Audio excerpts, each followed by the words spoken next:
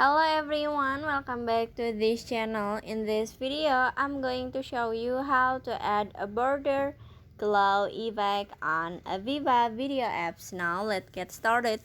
First, open your VivaVideo apps and add the video that you want to edit. And after this, you can click on the all effect at the bottom. And then click on a border. And then swipe until you can see border and then click on it. And in here you can see the border 1, 2, 3, 4 until 6. You can choose the border that you want. I want to try to add a border 1, border 3, and then this is the border 5. But in here I want to try to add a border 1, so you just click on the border 1.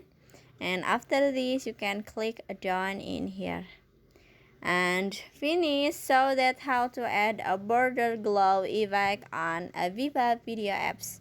I hope you found this video to be helpful. If you enjoy with the content, please consider like, comment, and subscribe down below. Bye bye.